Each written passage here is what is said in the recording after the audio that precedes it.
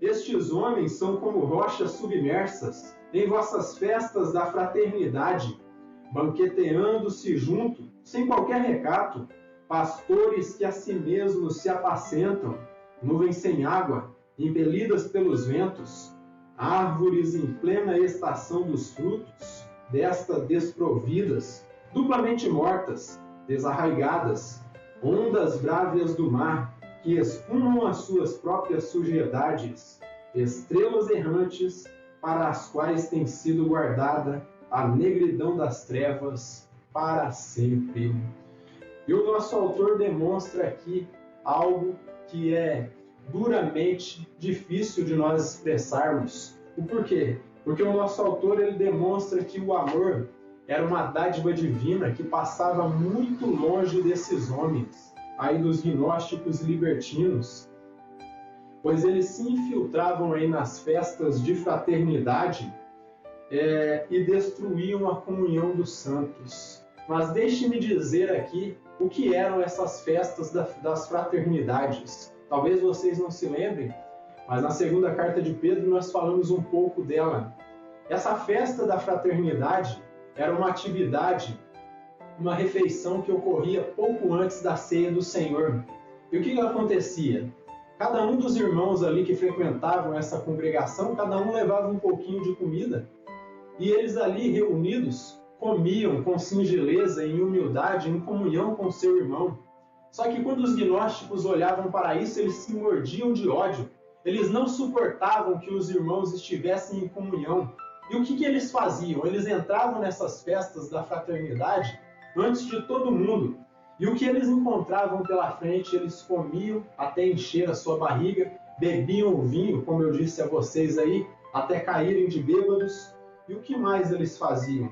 Eles não se conformavam aí com essa harmonia que cada um celebrava em comunhão com seu irmão. E como eu disse, eles odiavam. E por isso eles entravam nessas festas causando escândalo.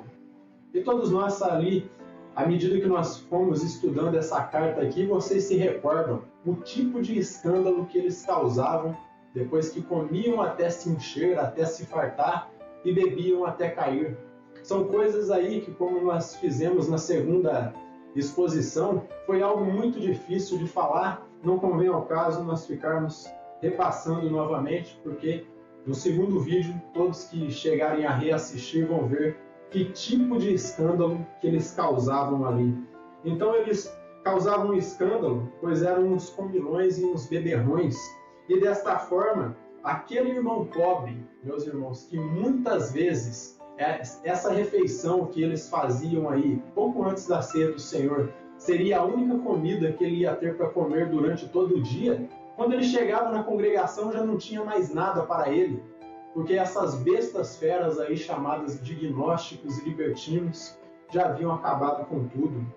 Então, esse irmão pobre e necessitado que há muito havia esperado por essa atividade, por essa reunião solene aí, essa refeição com seus irmãos ali mais próximos, aqueles irmãos que estavam preocupados com eles, quando eles chegavam, acabavam ficando sem nada, pois esses malditos gnósticos e libertinos já haviam chegado na frente e haviam devorado tudo. E o que Judas quer dizer ao expor todas essas aberrações que eles cometiam ali? Ele quer demonstrar que de fato eles não eram pastores. Eles eram homens que queriam demonstrar que eram muito iluminados, mas no fim não passavam de homens possessos de demônios, homens dirigidos pelo diabo que estavam ali, ao exemplo dos judaizantes lá da Galácia, estavam ali para causar confusão e distração entre o povo. Então, como eu disse, quase sempre essa refeição seria a única comida que esse irmão pobre e necessitado ia ter. Só que por conta desses homens não terem amor, quando eles chegavam, já não tinha mais nada. Era uma situação lastimável e deplorável. Os libertinos, eles desprezavam, como eu disse aí a vocês, a casa de Deus. E eles envergonhavam esses irmãos pobres que nada tinham. Porque eles, na sua falta de honestidade, tiravam o pão da boca desses irmãos que tanto precisavam.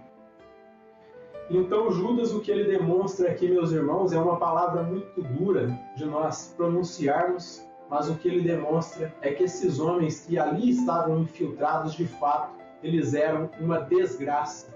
E por onde passavam, surrupiavam tudo e destruíam tudo, acabavam com as igrejas, acabavam com a comunhão, pelo simples fato de pregarem as suas doutrinas erradas e contaminadas pelo pecado. Pois se eles estavam fartos e com a sua barriga cheia, e caindo de bêbado, e praticando as suas orgias, esses homens não estavam nem um pouco preocupados com a causa do seu próximo. Quando um genuíno pastor, ele deve olhar para a sua congregação e entender que essa congregação, por mais que leva esse pronome possessivo aí de sua, verdadeiramente essa congregação não é sua, porque pertence a Cristo. E o pastor na congregação, ele deveria agir como um servo fiel e prudente. E se ele puder tirar da sua própria boca para colocar na boca de uma ovelha pobre e necessitada, ele assim o deve fazer. Quando o pastor não age dessa forma, ele não está sendo um servo fiel e prudente, mas ele está sendo categoricamente classificado como um servo do diabo, alguém que não está ali para cuidar dessas ovelhas, mas para viver delas. Então, como eu disse, se eles estavam com a sua barriga cheia, caindo de bêbados ali e praticando suas orgias, eles estavam com isso contentes e acabavam desprezando aqueles irmãos mais pobres, pois eles eram pastores aí de si mesmos. Eles pastoreavam a si mesmos e, como eu disse, eles jamais iriam cumprir esse ofício genuinamente, pois o que eles eram? Eles eram homens mentirosos. E por que mentirosos? Vocês notaram que Judas aí usou o exemplo de nuvens sem águas e árvores duplamente mortas e desarraigadas? Esse exemplo que ele usa aí era um exemplo que era bastante claro para os judeus daquela época, e eles entendiam que quando alguém era chamado de nuvem sem água, era o mesmo que ser chamado de terra seca, alguém que não produz nada, alguém que está ali só para suplantar. E uma nuvem sem água, para um agricultor, é uma névoa que aparece nos céus, que aparentemente parece que vai vir uma chuva ali para regar a sua terra, para que possa produzir o pão ali para o que come, só que de repente vem um vento forte e espalha aquela névoa e a chuva não vem. E desta forma era uma propaganda enganosa. Parecia que a chuva ia vir, mas ao final, quando o vento veio, espalhou aquela fumaça e desapareceu. Era uma névoa, não era uma chuva carregada de água, mas sim uma miragem, algo que fez o coração do agricultor se encher de alegria, achando que ia vir a chuva, mas no final ela não veio. E desta forma, eles eram mentirosos, pois eles prometiam que jamais eles poderiam cumprir. Por isso o exemplo da névoa, como eu disse aí, nuvem sem água, que promete chuva, mas o vento a espalha e a chuva não vem. E depois ele fala da árvore morta aí, duplamente morta e desarraigada. Pode ser que quando olharmos para ela, ela ainda tenha folhas, só que por baixo ela está seca. E quando chega a estação dos frutos, o fruto não vem, porque é uma propaganda enganosa. E desta forma, era o que acontecia com os gnósticos libertinos. Falavam, prometiam e nada cumpriam, porque eram mentirosos e eram arrogantes. E voltando aqui o verso 13 até o 15, diz o seguinte aqui, ó. Veja a comparação, ó. Ondas brávias do mar, que espumam as suas próprias sujidades, estrelas errantes para as quais tem sido guardada a negridão das trevas para sempre. Vou repetir, ó. Ondas brávias do mar, que espumam as suas próprias sujidades, estrelas errantes para as quais tem sido guardada a negridão das trevas para sempre. Quanto a estes, foi que também profetizou Enoque, o sétimo depois de Adão, dizendo: Eis que veio o Senhor entre as suas santas miríades, para exercer juízo contra todos e para fazer convictos todos os ímpios, acerca de todas as suas obras ímpias que impiamente praticaram, acerca de todas as palavras insolentes que ímpios pecadores proferiram contra ele. E o nosso autor aqui agora ele passa a expor outra característica desses homens aí. Ele passa a falar do desgoverno destes homens aí ao compará-los com ondas bravas do mar. E qual foi a outra comparação que ele usou aí? Estrelas cadentes, estrelas errantes. Ondas bravas do mar, estrelas cadentes, e isso fala da falta de controle que esses homens tinham. Porque pelo fato deles não terem o Espírito Santo, eles não controlavam os seus desejos ali carnais, e tampouco seus desejos ali por bens materiais, nada disso eles controlavam. Eles, em sua falta de caráter, eles eram como ondas aí que levavam sujeira até a praia de um mar poluído. Então, eles eram aí como as ondas que levam sujeira até a praia. Eles, em sua falta de caráter, eles espalhavam suas mentiras e suas heresias por toda parte. E nesta sessão, mais uma vez, Judas ele se vale dos inscritos apócrifos ali judaicos antigos, e ele cita uma parte aí do livro de 1 Enoque, e isso aí a partir do verso 14 até o 15, ó, para mais uma vez frisar a condenação que já estava reservada para eles, pois em sua falta de controle, eles blasfemavam do nome do Deus Todo-Poderoso. E desta forma, não bastava ali a sua falta de caráter, falta de controle, falta de pudor, falta de amor, falta de tudo que um cristão deve ter, eles ainda eram homens que eram blasfemos. Eles blasfemavam do nome de Deus, do nome do Senhor. E com isso, assim como os demônios aí, como os anjos caídos, eles se corrompiam ainda mais.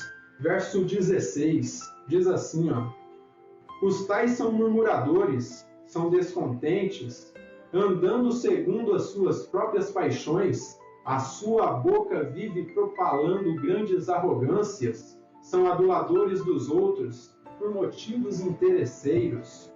O nosso autor agora ele finaliza esta sessão aí, desta carta, destacando que estes homens aí eram os murmuradores, eram os reclamões. Nada era o bastante para eles. Então, não bastava mentir, aí causar escândalo, tirar tudo que eles podiam, que não podiam, como umas sanguessugas. Eles aí agora começavam a blasfemar do nome de Deus. E eles andavam aí, como nós ouvimos, segundo as suas paixões. Eles faziam e falavam o que queriam, sem se importar com nada que os apóstolos diziam e com que ensinavam, pois eles eram arrogantes e eles também eram aduladores, eram pessoas que bajulavam o outro. Mas qual era o interesse aí da bajulação? Judas ele falou, então eles eram aduladores e desta forma bajulavam as pessoas sempre com interesse, com segundas intenções, visando lucro e prazeres carnais. Era o que eles desejavam, era isso.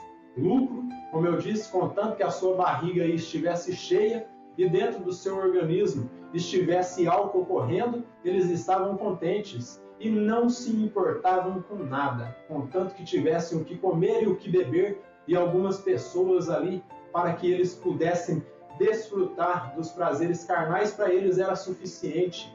E por isso que Pedro, lá na sua segunda carta, ele diz que ele engodava pessoas inconstantes, eles se aproveitavam de pessoas que eram novas convertidas, que não tinham conhecimento pleno aí do ensino apostólico e desta forma os ludibriavam. Então, sempre visando o interesse e aí os prazeres carnais. Esses homens eram maus, eles eram falsos, que tudo que faziam era por interesse, era puro interesse, eles não estavam com interesse de pregar a palavra. Então, sempre por interesse visando lucro e nada de amor pelas almas. Como eu disse, pois o que eles queriam era viver delas. Eles queriam viver das ovelhas. Eles não queriam pastoreá-las. Então, nada de amor pelas ovelhas, mas o interesse deles era viver delas. típica característica de um falso pastor e de um falso mestre. O falso pastor e o falso mestre sempre está interessado no lucro, visando dinheiro e prazeres aí, nada mais do que isso. Ele não está preocupado com as ovelhas, ele está preocupado com si mesmo. Então, como eu disse, ele apresenta aí uma característica clara de um falso mestre.